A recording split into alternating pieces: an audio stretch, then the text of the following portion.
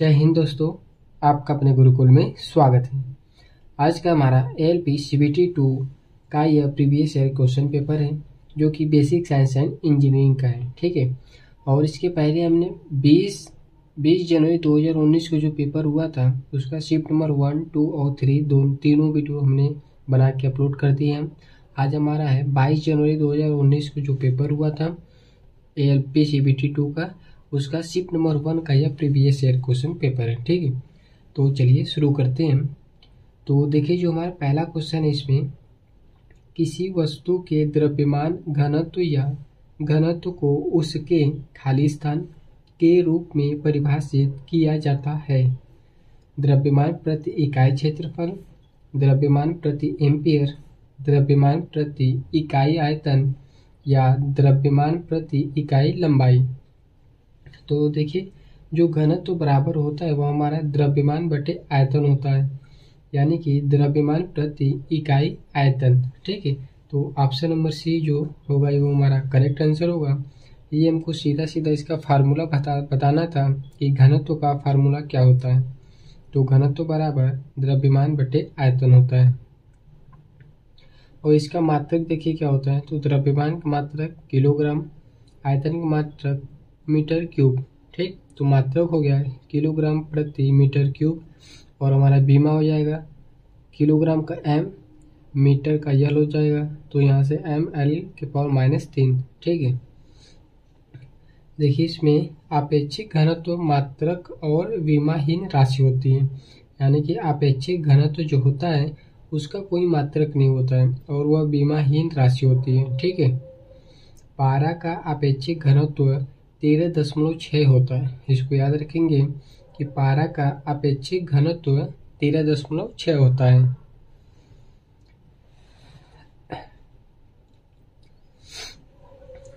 देखिए अगला क्वेश्चन है, निम्नलिखित में से कौन किसी भी मानक इंजीनियरिंग ड्राइंग शीट की लंबाई और चौड़ाई का अनुमानित है, यानी कि अनुमानित लंबाई और चौड़ाई का अनुपात कितना होता है उसको बताना है।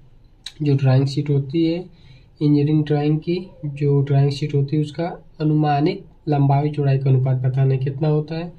3:√3, 1:2 या 1:3, 2:2। तो जो आंसर होता है हमारा ऑप्शन नंबर बी 1:2 होता है। ठीक है, यानी कि शीट की जो मोटाई मापने के लिए प्लग गेज का प्रयोग किया जाता है। जो शीट होती है ड्राइंग शीट, उसकी मोटाई मापने के लिए हम लोग प्लग गेज का प्रयोग करते हैं। और 1 मीटर स्क्वायर सतह क्षेत्रफल वाली ड्राइंग शीट का नाम A0 होता है। ठीक है, A0 या A0 भी पढ़ते हैं इसको। तो A0 जो होता है उसका क्षेत्रफल कितना होता है, 1 मीटर स्क्वायर होता है। ठीक है, देखिए तीसरा क्वेश्चन है, फ़ारेनहाइट और सेल्सियस स्केल पर अभिमुख होते हैं। खाली स्थान है कि फ़ारेनहाइट और सेल्सियस स्केल खाली स्थान पर अभिमुख होते हैं। ऑप्शन ए है -30 डिग्री, -40 डिग्री, -50 या -20 डिग्री। तो इसका जो आंसर होगा हमारा, देखिए C/5 बराबर जब -32/9, ये हमारा फार्मूला होता है। फ़ारेनहाइट और सेल्सियस का जो रेशियो संबंध होता है इतना होता है। ठीक है, तो फ़ारेनहाइट और सेंटीग्रेड दोनों बराबर हो जाएगा और दोनों को बराबर करके हम लोग x मान लेते हैं। ठीक, तो यहाँ C की जगह कितना हो जाएगा, 9 का C में गुणा हो जाएगा, तो 9 C की जगह x मान लिए, तो 9x/5। अब यहाँ से देखिए क्या हो जाएगा, 9x यहाँ से मल्टीप्लाई हो गया, फिर ये f है इधर, यहाँ से इस बगल आ जाएगा तो माइनस में हो जाएगा, और f की जगह भी हम लोग x माने तो -x हो जाएगा, बराबर -32 बचेगा। तो इसको हल करेंगे तो 9x - 5x/5 बराबर -32, 5 के इसमें मल्टीप्लाई हो जाएगा, और 4x - 5x हो जाएगा हमारा 4x। ठीक, 9x - 5x बराबर 4x हो जाएगा, बराबर -32 गुणे 5, 4 से 32 काट देंगे, -8 बार में कट जाएगा, -8 गुणे 5 हमारा -40 हो जाएगा, और x मान आएगा, यानी कि फ़ारेनहाइट और सेंटीग्रेड स्केल 40 डिग्री सेंटीग्रेड पर अभिमुख होते दोनों बराबर हो जाएंगे। ठीक, तो हमारा आंसर कौन सा हो जाएगा, -40 डिग्री सेंटीग्रेड। ठीक, अब यहाँ पे देखिए कि 0 डिग्री सेंटीग्रेड या -273 डिग्री सेंटीग्रेड को परम शून्य तापमान कहते हैं। इसको याद रखेंगे कि परम शून्य तापमान किसे कहते हैं, तो 0 डिग्री सेंटीग्रेड या -273 डिग्री सेंटीग्रेड। देखिए अगला क्वेश्चन है 4 नंबर, किसी मशीन की दक्षता कभी भी खालिस्तान नहीं हो सकती है, 10%, 100%, 75% या 50%। तो किसी भी मशीन की दक्षता कभी भी 100% नहीं हो सकती। ठीक है, कुछ न कुछ किसी न किसी वजह से, घर्षण की वजह से 100% से हमेशा कुछ न कुछ कम ही होता है। देखिए अगला क्वेश्चन है हमारा न्यूमेरिकल है, दो प्रतिरोधकों 20 ओम और 30 ओम को समांतर में जोड़ा जाता है। इस संयोजन को 8 ओम प्रतिरोध और 12 वोल्ट बैटरी के साथ श्रृंखला या श्रेणी क्रम में जोड़ा जाता है। 20 ओम प्रतिरोध में धारा कितनी होगी? देखिए 0.60 एम्पियर, 0.24 एम्पियर, 0.36 एम्पियर या 0.12 एम्पियर। तो देखिए इसको हल कैसे करेंगे, यहाँ पे कि दो प्रतिरोधकों 20 और 30 ओम को समांतर क्रम में जोड़ा जाता है। 20 और 30 को समांतर क्रम में जोड़ दिए, उसके बाद इस संयोजन को 8 ओम प्रतिरोध और 12 वोल्ट बैटरी के साथ श्रेणी क्रम में जोड़ा जाता है। 8 ओम प्रतिरोध और 12 वोल्ट बैटरी के साथ श्रेणी क्रम में जोड़ दिए। अब इसके बाद बताने कि 20 ओम प्रतिरोध में धारा कितनी होगी, यानी कि इस वाले R1 में धारा कितना होगा। तो देखिए सबसे पहले R1 R2 इसका जो यहाँ से जो रेजिस्टेंस का मान आएगा प्रतिरोध R12 निकाल लेंगे, तो हमारा फार्मूला होता है R1 × R2 बटे R1 + R2। तो हो जाएगा 20 × 30 बटे 20 + 30। इसको हल करेंगे तो हमारा 12 ओम आएगा। ठीक है, यानी कि इन दोनों को हल करने पर हमारा जो R का वैल्यू आएगा वो हमारा 12 ओम आ जाएगा। 12 ओम आ गया। R1 यहाँ से टोटल R का मान 12 ओम आ गया। तो R12 यानी कि यहाँ से जो रेजिस्टेंस का मान आया है और R3 दोनों को श्रेणी क्रम में जोड़ेंगे तो हमारा देखिए R का वैल्यू आ जाएगा टोटल 20 ओम। V का मान है 12 वोल्ट और I बराबर फार्मूला होता है V/R। तो V का मतलब 12 वोल्ट और R का मतलब 20। हल करेंगे 3/5 एम्पियर, I का मान हो गया। यहाँ से 20 ओम प्रतिरोध में धारा का मान बताना है, तो जो फार्मूला होता है I/R1 मतलब 20 ओम में धारा कितना होगा। तो फार्मूला R1 है, तो यहाँ पे R2 लेंगे I के साथ, I/R2 बटे R1 + R2 ये हमारा फार्मूला होता है। तो I/R1 का मान जो निकलेगा हमारा, I का मान है 3/5 गुणे R2 है 30 ओम बटे R1 + R2। तो R1 20 है, R2 30 है। ठीक, ऊपर लिखे हैं R1 कितना है 20 और R2 हमारा है 30 ओम। तो दोनों को ऐड करेंगे तो 50 ओम आ जाएगा, 50 आ जाएगा। 3/5 गुणे 30 है, तो 5 से 30 काटेंगे 6 बार, 6 गुणे 3 18 बटे 50 और 18/50 इसको हल करेंगे तो हमारा आएगा 0.36 एम्पियर। ठीक है, और 0.36 एम्पियर आएगा तो जो हमारा ऑप्शन नंबर C है देखिए हमारा इसका करेक्ट आंसर हो जाएगा। ठीक, यहाँ से देखिए R1 20 है, R2 30, दोनों को ऐड करेंगे तो 30 और 20 50 आ जाएगा। ठीक है, तो इसको आप लोग देख लीजिए एक बार। देखिए जो अगला क्वेश्चन हमारा 6 नंबर, कोई लोड पाने के लिए लगाए जाने वाला बल खालिस्तान होता है, प्रयत्न, वेग अनुपात, वजन या यांत्रिक लाभ। तो इसको क्या कहते हैं, प्रयत्न कहते हैं। ठीक है, ऑप्शन नंबर C है, तो 6 नंबर क्वेश्चन का ऑप्शन नंबर A हमारा करेक्ट आंसर हो जाएगा। अगला क्वेश्चन है, खालिस्तान को उस समय दर के तौर पर तय किया जाता है जिस पर काम किया जाता है या ऊर्जा स्थानांतरित की जाती है, विस्थापन, दूरी, बल या पावर यानी शक्ति। ठीक, तो देखिए इसको हम लोग पावर कहते हैं, यानी कि शक्ति कहते हैं। कार्य करने की दर को शक्ति कहते हैं। शक्ति यानी कि पावर, जो P बराबर होता है वो W/T होता है। ठीक है, और देखिए जो पावर होती है शक्ति, यह एक अदिश राशि होता है और इसका मात्रक देखिए W यानी कि कार्य यानी कि जूल और समय यानी सेकेंड, जूल प्रति सेकेंड या जूल सेकेंड इनवर्स। ठीक है, और देखिए इसका फार्मूला क्या होता है, किलोग्राम मीटर स्क्वायर सेकेंड की पावर -3, ठीक, यानी कि किलोग्राम मीटर स्क्वायर बटे सेकेंड की पावर 3, यानी कि समय की पावर 3 हो जाएगा, ठीक है। और ये देखिए कि एक HP यानी कि हॉर्स पावर जो होता है वह एक अश्व शक्ति जो होती है वह 746 वाट के बराबर होता है, ठीक। एक HP बराबर 746 वाट।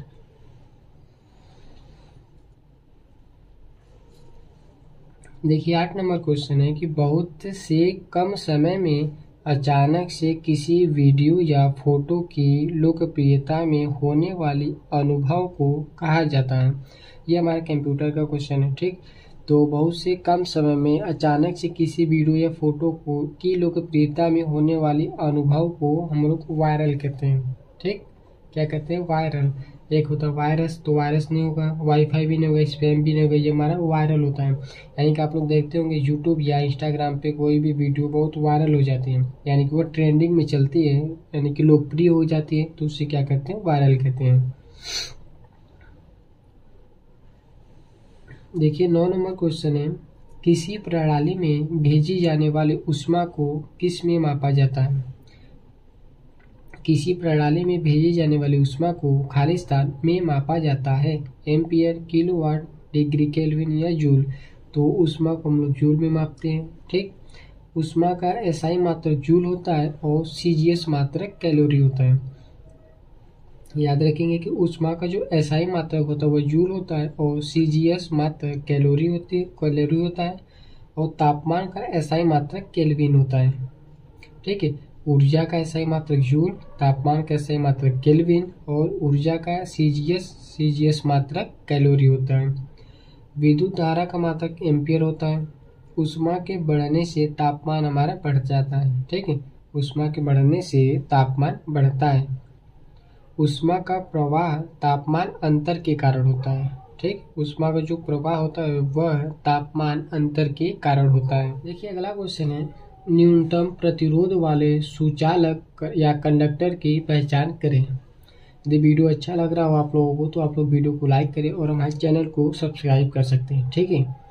न्यूनतम प्रतिरोधकता वाले सुचालक कंडक्टर की पहचान करें। चांदी, तांबा, आयरन या एल्यूमिनियम। तो ये क्या होगा, चांदी होगा, ठीक। न्यूनतम प्रतिरोधकता वाले सुचालक कौन है, चांदी। देखिए चालकता का क्रम क्या है, चांदी, तांबा, एल्यूमिनियम, आयरन। चालकता का क्रम इसमें क्या बताना था, न्यूनतम प्रतिरोधकता वाले सुचालक या कंडक्टर की पहचान करें। तो चालकता सबसे अधिक किस में होती है, चांदी में, फिर उससे कम तांबा में, उससे कम एल्यूमिनियम में, सबसे कम आयरन में होता है चालकता। और चालकता जिसकी ज़्यादा होगी उसका न्यूनतम प्रतिरोधकता होगा, ठीक है। प्रतिरोधकता उसका न्यूनतम होगा। तो सबसे ज़्यादा चांदी का चालकता होती है तो प्रतिरोधकता उसका क्या हो जाएगा, सबसे कम, यानी कि चांदी इसका करेक्ट आंसर हो जाएगा। अब देखिए यहाँ पे आगे क्या है कि विशिष्ट प्रतिरोध या प्रतिरोधकता जो होती है रो बराबर E/J। E हमारा होता है विद्युत क्षेत्र की तीव्रता और J होता है हमारा धारा घनत्व। देखिए प्रतिरोधकता का जो मात्रक होता है वह ओम इंटू मीटर होता है। प्रतिरोधकता का मात्रक ओम इंटू मीटर होता है और प्रतिरोधकता की जो बीमा होती है वह M/L के पावर 3, T के पावर -3 और A के पावर -2 होता है, ठीक। देखिए प्रतिरोधकता के व्युत्क्रम को चालकता कहते हैं। प्रतिरोधकता के व्युत्क्रम को क्या कहते हैं, चालकता, यानी कि 1/ρ जो होगा हमारा चालकता कहलाएगा, ठीक। देखिए जो अगला क्वेश्चन हमारा है,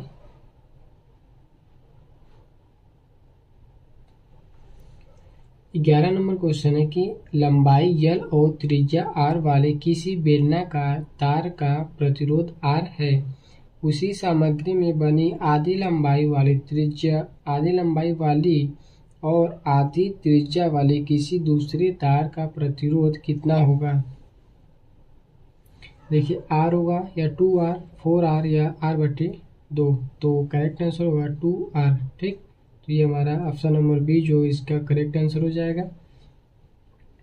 देखिए अगला क्वेश्चन है 12 नंबर, 1 kg द्रव्यमान वाली कोई वस्तु 10 मीटर प्रति सेकेंड के वेग के साथ चल रही है। वस्तु की गतिज ऊर्जा ज्ञात कीजिए।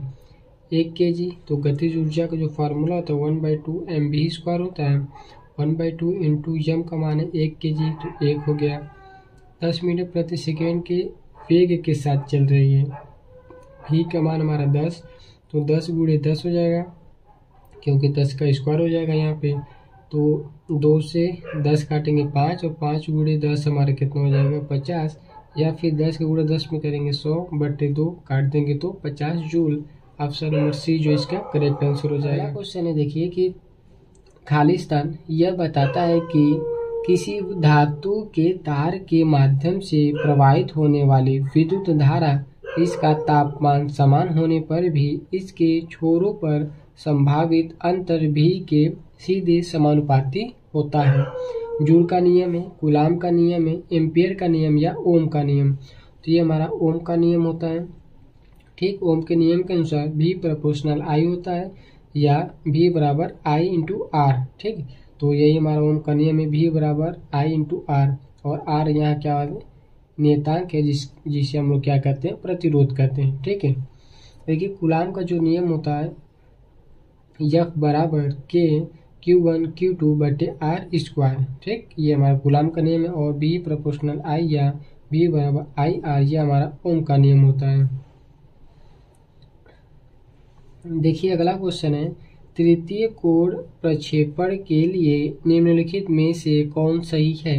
यह हमारा इंजीनियरिंग का क्वेश्चन है। ठीक, तो ऑप्शन नंबर ए हमारा है कि वस्तु दूसरे चतुर्थांश में स्थित है। वस्तु प्रेक्षक और प्रक्षेपण के तल के बीच स्थित होता है। वस्तु पहले चतुर्थांश में स्थित होता है, या प्रक्षेपण का तल वस्तु और प्रेक्षक के बीच स्थित होता है। तो ऑप्शन नंबर डी इसका करेक्ट आंसर हो जाएगा। प्रक्षेपण का तल वस्तु और प्रेक्षक के बीच स्थित होता है। देखिए अगला क्वेश्चन 15 नंबर है, खाली स्थान पदार्थ की वास्तविक गति द्वारा ऊष्मा स्थानांतरण की एक प्रणाली है। विकिरण या रेडिएशन, वाष्पीकरण, संवहन या चालन। तो हमारा आंसर हो जाएगा संवहन। ठीक है, देखिए अगला क्वेश्चन है न्यूमेरिकल, किसी गेंद को 30 मीटर प्रति सेकेंड की गति से ऊपर की ओर फेंका जाता है। 4 सेकेंड के बाद इसके विस्थापन का परिमाण कितना होगा। जी का मान है 10 मीटर प्रति सेकेंड स्क्वायर। देखिए ऑप्शन है हमारा 15 मीटर होगा, 40 मीटर, 30 मीटर या 50 मीटर। तो देखिए हमारा 30 मीटर प्रति सेकेंड की गति से ऊपर फेंका जाता है, यानी कि यू का मान है 30 मीटर प्रति सेकेंड। 4 सेकेंड के बाद यानी टी का मान है 4 सेकेंड, जी का मान है 10 मीटर प्रति सेकेंड स्क्वायर, और विस्थापन यानी यस का मान पूछा है कितना होगा। तो यस बराबर U T minus half G T square होता है फार्मूला हमारा। तो यू का मान है 30, टी का मान है 4 माइनस 1/2 गुणे जी का मान 10, टी का मान है 4, तो 4 गुणे 4, 4 का स्क्वायर हो जाएगा। ठीक है, 4 3 12 120 हो जाएगा, माइनस 2 से 4 काट देंगे 2 बार, फिर 2 का गुणा 4 में करेंगे, 2 चौके 8 गुणे 10 80, और 120 माइनस 80 हमारा 40 मीटर आएगा, यानी कि जो ऑप्शन नंबर बी होगा इसका करेक्ट आंसर आ जाएगा। देखिए अगला क्वेश्चन है कि कार्य करते समय घर्षण के प्रभाव के कारण मशीन का कार्य आउटपुट कार्य इनपुट होता है। से हमेशा कम, के विपरीत से हमेशा शून्य, से हमेशा ज्यादा।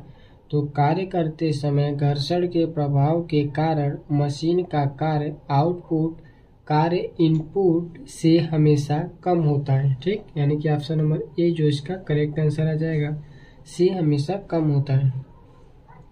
अगला क्वेश्चन देखिए हमारा न्यूमेरिकल है कि 100 ग्राम भार वाले शीशे के किसी खंड को 20 डिग्री सेंटीग्रेड से 50 डिग्री सेंटीग्रेड तक गर्म किया जाता है। खंड में स्थानांतरित ऊष्मा के मात्रा की गणना करें, और शीशे की विशिष्ट ऊष्मा दिया है 127 joule kilo inverse kelvin inverse. ठीक, तो देखिए यम का मान है 100, यम का मान कितना दिया है 100 केजी 100 ग्राम, यानी कि केजी में बदलेंगे तो 0.1 केजी। विशिष्ट ऊष्मा यश का मान है 127। ठीक, और तापांतर हमको दिया है देखिए यहाँ पे 20 डिग्री से 50 डिग्री, तो हमारा जो डेल्टा टी आएगा 50 - 20 यानी कि 30 डिग्री सेंटीग्रेड। और जो फार्मूला होता है हमारा देखिए Q बराबर MS डेल्टा थीटा या डेल्टा टी। ठीक, तो Q बराबर यम का मान कितना 0.1 गुणे यस का मान 127 और डेल्टा टी या डेल्टा थीटा का मान है 30। तो इन सब का मल्टीप्लाई करेंगे तो हमारा Q का मान आ जाएगा 381 जूल। और ये 381 जूल जो है हमारा ऑप्शन नंबर ए आएगा, 381 जूल, यही हमारा इसका आंसर हो जाएगा। ठीक है, अब देखिए अगला जो क्वेश्चन है 19 नंबर कि उच्चतम प्रतिरोधकता वाले सुचालक या कंडक्टर की पहचान करें। चांदी, तांबा, एल्यूमिनियम, पारा। तो ये उच्चतम है, न्यूनतम बोलता तो चांदी हो जाता और उच्चतम है तो हमारा करेक्ट आंसर हो जाएगा कौन सा, पारा। शुद्ध पानी का घनत्व लवण युक्त पानी के घनत्व खाली स्थान होता है से कम की तुलना में नगण्य से अधिक या बराबर। तो हो जाएगा से कम, यानी कि शुद्ध पानी का घनत्व लवण युक्त पानी के घनत्व से कम होता है। देखिए पानी का जो घनत्व होता है तापमान के साथ बदलता है। ठीक है, पानी का घनत्व तापमान के साथ बदलता है और 4 डिग्री सेंटीग्रेड पर पानी का घनत्व अधिकतम होता है। ठीक, यानी कि 4 डिग्री सेंटीग्रेड पर पानी का घनत्व जो होता है वो सबसे अधिकतम होता है। अगला जो क्वेश्चन है हमारा, खाली स्थान किसी वस्तु द्वारा तय की गई कुल मार्ग लंबाई है जिसे वस्तु के स्थानांतरित होने के दौरान कुल समय अंतराल द्वारा विभाजित किया जाता है। एक समान त्वरण, औसत गति, तत्कालिक त्वरण या तत्कालिक वेग। तो आंसर हो जाएगा हमारा औसत गति। ठीक है, देखिए 22 नंबर क्वेश्चन है कि प्रत्येक 20 ओम वाले 2 प्रतिरोधकों को समांतर में जोड़ा जाता है और इस संयोजन को 40 वोल्ट आपूर्ति से जोड़ा जाता है। प्रत्येक प्रतिरोध का वोल्टेज ज्ञात कीजिए। तो हमारा यहाँ देखिए हम इसका फिगर भी बना दिए हैं कि 2 ओम है, 20 ओम और 20 ओम के 2 प्रतिरोध हैं, इनको समांतर क्रम में जोड़ दिए और 40 वोल्ट का बैटरी जो इसके श्रेणी क्रम में जोड़ दिए। ठीक है, और हमको बताना क्या है कि प्रत्येक प्रतिरोध में वोल्टेज कितना होगा, इसमें और इसमें दोनों में हमारा वोल्टेज कितना आएगा वो हमको बताना है। तो देखिए जो यहाँ से देखिए R1 20 है, R2 भी 20 है, V का मान 40 ही हमको दिया है। तो सबसे पहले इन दोनों को हल करके हम R का मान जो निकालेंगे तो फार्मूला हो जाएगा R1 × R2 बटे R1 + R2। तो 20 × 20 बटे 20 + 20 हल करेंगे तो हमारा 10 ओम आ जाएगा। ठीक है, R1 और R2 को अगर समांतर क्रम में जोड़ेंगे 20 और 20 को, तुम्हारा आंसर आ जाएगा 10 ओम। अब इसके बाद देखिए I बराबर क्या होता है V/R, ये ओम के नियम के अनुसार आ जाएगा। ठीक है, V बराबर I × R होता है तो I बराबर V/R हो जाएगा। और V का मान है हमारा 40, R का मान आ गया 20, तो I का मान कितना आ जाएगा 2 एम्पियर। ठीक, I का मान आ गया 2 एम्पियर। अब बताना कि R1 में प्रवाहित वोल्टेज, तो V बराबर I × R, तो I का मान यहाँ से निकल गया 2 और जो I आया यह यहाँ से सर्किट में निकलेगा यहाँ तक, इन दोनों में जाएगा, अलग अलग I बहेगा, फिर यहाँ से निकल के वही I वापस आ जाएगा। ठीक है, और जो वोल्टेज है, जो इसमें वोल्टेज होगा वही इसमें भी वोल्टेज होगा। क्यों? क्योंकि ये हमारा समांतर क्रम में जुड़ा हुआ है। ठीक है, तो देखिए समांतर क्रम में जो जुड़ता है उसमें वोल्टेज समान होता है दोनों में और धारा अलग अलग बहता है। तो I का मान 2 एम्पियर आ गया। अब देखिए R1 में धारा वोल्टेज कितना हो जाएगा, तो V बराबर I × R, I कितना हमारा 2 एम्पियर और R है 20, यानी कि 40 वोल्ट आ गया। ठीक है, तो देखिए यहाँ पे देखिए लिखा है कि समांतर क्रम में जुड़े प्रतिरोध में वोल्टेज का मान समान होता है और विद्युत धारा का मान अलग अलग होता है, यानी भिन्न भिन्न होता है। ठीक है, तो ये हमारा समांतर क्रम में जुड़ा है इसलिए हमारा दोनों में वोल्टेज समान होगा और इसका करेक्ट आंसर कौन सा हो जाएगा, ऑप्शन नंबर बी 40 वोल्ट। ठीक है, अब देखिए जो अगला क्वेश्चन हमारा 23 नंबर है कि 1 मील लगभग खाली स्थान किलोमीटर के बराबर होता है।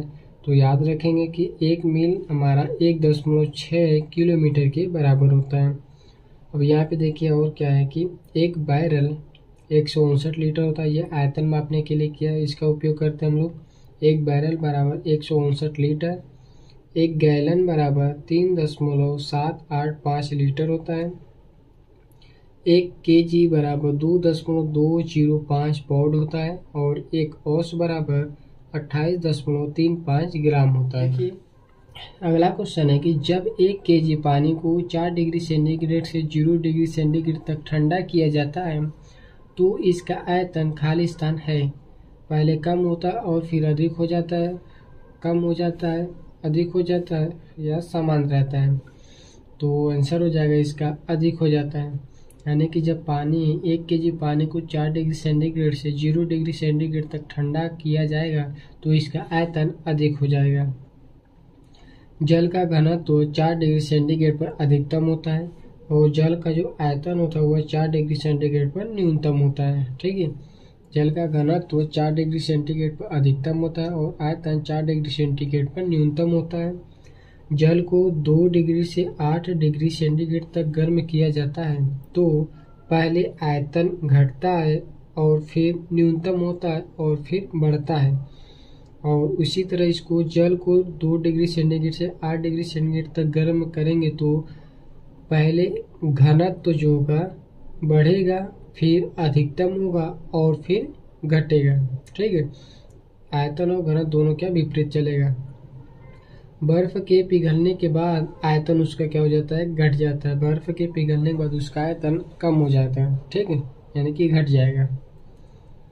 अगला देखिए 25 नंबर क्वेश्चन है हमारा कि ऊंचाई h पर 20 kg भार वाली किसी वस्तु की स्थितिज ऊर्जा 600 जूल है तो h का मान ज्ञात कीजिए और g का मान दिया है 10 मीटर प्रति सेकेंड स्क्वायर। तो 3 मीटर होगा, 2 मीटर, 1 मीटर या 30 मीटर। देखिए m का मान है 20 kg दिया है, स्थितिज ऊर्जा यानी कि p का मान है 600 जूल, h का मान पूछा है और g का मान है 10 मीटर प्रति सेकेंड स्क्वायर। तो फार्मूला होता है P बराबर mgh, P का मान रखेंगे 600 बराबर m का मान है 20, g का मान 10 और h निकालना है। 1 2 0 से 2 0 कैंसिल हो जाएगा तो 6 और 2 है, 2 से 6 काटेंगे 3 मीटर आ जाएगा और ये हमारा ऑप्शन नंबर ए जो होगा इसका करेक्ट आंसर आ जाएगा। ठीक है, अब देखिए अगला जो क्वेश्चन है वो इस वीडियो का जो अंतिम क्वेश्चन हमारा है कि दो सतहों के बीच बनी एक छोटी कोड़ी सतह को खाली स्थान कहा जाता है। चैम्फर, चक, कॉलर या कंटूर। तो इसको चैम्फर कहते हैं। ठीक है, तो ये था हमारा 26 नंबर क्वेश्चन और इस वीडियो का अंतिम क्वेश्चन था। तो आप लोग से रिक्वेस्ट है कि इसके पहले हम 3 वीडियो और अपलोड कर चुके हैं।